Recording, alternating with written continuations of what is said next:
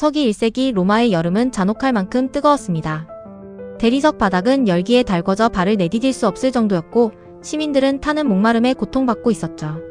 하지만 황제 네로의 연회장만은 예외였습니다.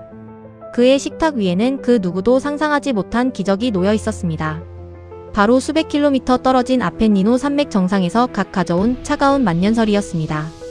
네로는 이 얼음을 얻기 위해 광기 어린 명령을 내립니다. 수천 명의 노예를 산으로 보내 얼음을 깎아오게 한 것이죠. 이들은 집과 옷가지로 얼음을 꽁꽁 싸매고 그것이 태양 아래 녹아내리기 전 왕궁에 도착하기 위해 숨가쁜 질주를 이어갔습니다. 산을 내려오다 발을 헛디디거나 탈진에 쓰러지는 노예들이 속출했지만 황제의 미식을 멈출 수는 없었습니다. 겨우 한 줌 남은 눈에 꿀과 장미수, 잘게 썬 과일을 섞어 한 입 베어문 네로. 그 순간 그것은 단순한 디저트가 아니었습니다. 자연의 법칙마저 굴복시킨 절대 권력의 증명이었죠.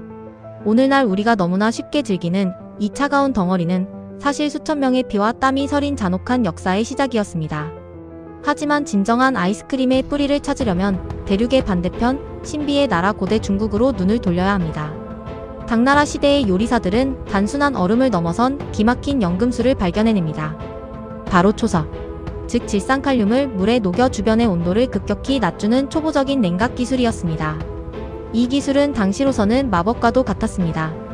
황제의 주방에서는 이 신기술을 이용해 특별한 요리가 만들어졌습니다. 갓 짜낸 신선한 우유에 향기로운 장내와 부드러운 밀가루 그리고 달콤한 꿀을 황금 비율로 섞었습니다. 그리고 이 혼합물을 녹그릇에 담아 눈과 소금이 가득 찬 커다란 항아리 속에 넣고 쉼없이 돌렸습니다. 소금이 얼음의 어는 점을 더 낮춘다는 과학적 원리를 이미 수천 년 전에 알고 있었던 것이죠. 이렇게 탄생한 인류 최초의 우유 아이스크림은 눈처럼 부드럽고 입안에서 사르르 녹아내렸습니다. 하지만 이 제조법은 철저하게 성벽 안에서만 공유된 비밀이었습니다. 일반 백성들은 감히 상상조차 할 수 없었던 황궁의 가장 깊숙한 곳에 숨겨진 차가운 보물이었습니다. 이 달콤하고도 차가운 비밀이 세상 밖으로 나온 것은 13세기 전설적인 모험가 마르코 폴로를 통해서였습니다. 원나라의 화려한 문명에 매료된 그는 황제의 식탁에서 맛본 신비로운 얼음 디저트의 제조법을 꼼꼼히 기록했습니다. 그가 고향인 이탈리아 베네치아로 돌아왔을 때 사람들은 그가 가져온 비단과 향신료보다 그가 들려준 차가운 우유 요리 이야기에 더 열광했습니다. 당시 베네치아의 부유한 귀족들은 이 새로운 미식을 재현하기 위해 막대한 자금을 쏟아부었습니다. 알프스 산맥에 얼음을 실어 나르고 동양에서 온 비법을 연구했죠. 하지만 얼음 창고를 유지하는 비용은 상상을 초월했습니다. 아이스크림은 이제 유럽 사교계에서 부와 명예를 상징하는 가장 강력한 도구가 되었습니다. 누군가에게 아이스크림을 대접한다는 것은 나는 계절과 날씨조차 통제할 수 있는 막강한 부자다라는 선언과도 같았습니다. 아이스크림은 금보다 귀한 대접을 받으며 소수 특권층만의 폐쇄적인 사치품으로 자리 잡았습니다. 16세기 아이스크림은 이제 국가 간의 자존심 대결로 번지기 시작합니다. 이탈리아의 명문가 메디치 가문의 딸 카트린드 메디치가 프랑스의 앙리 2세와 결혼하며 전용 요리사들을 대거 데려갔기 때문입니다. 그녀의 요리사 중 한 명이었던 루게리는 매일같이 새로운 맛과 모양의 소르베를 내놓으며 프랑스 귀족들을 충격에 빠뜨렸습니다. 프랑스 왕실은 이제 아이스크림의 새로운 중심지가 되었습니다. 베르사유 궁전의 지하에는 거대한 얼음 창고가 만들어졌고 한여름에도 차가운 디저트를 즐기기 위한 경쟁이 벌어졌습니다. 오븐에서 갓 꺼낸 뜨거운 고기 요리 옆에 기교를 부린 얼음 조각품 같은 아이스크림이 놓였습니다. 굶주린 시민들이 빵 한 조각을 위해 폭동을 일으킬 때 성벽 안의 귀족들은 단 5분의 달콤함을 위해 막대한 세금을 쏟아부어 얼음을 관리했습니다. 아이스크림은 점점 더 화려해지고 정교해졌지만 그럴수록 대중의 증오와 부러움은 커져만 갔습니다. 혁명의 불씨는 이미 이 차가운 디저트의 달콤함 속에 조용히 타오르고 있었습니다. 영원할 것 같던 황제의 특권에 균열이 가기 시작한 것은 19세기 산업혁명이 시작되면서부터였습니다.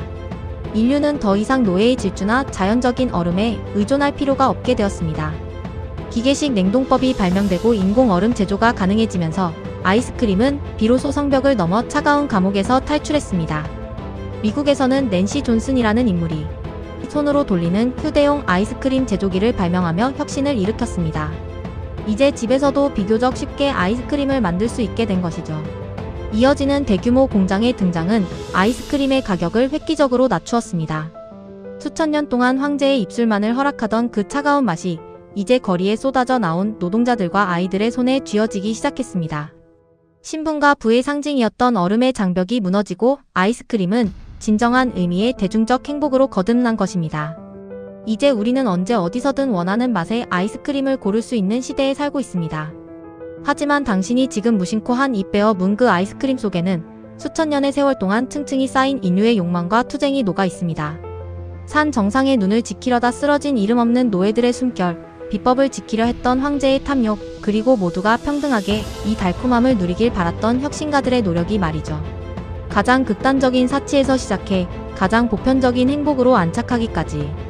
아이스크림은 인류 문명의 진보를 가장 달콤하게 보여주는 지표일지도 모릅니다. 다음에 당신의 혀끝에 차가운 감동이 닿을 때 그 속에 숨겨진 뜨거운 역사를 한번 떠올려 보세요.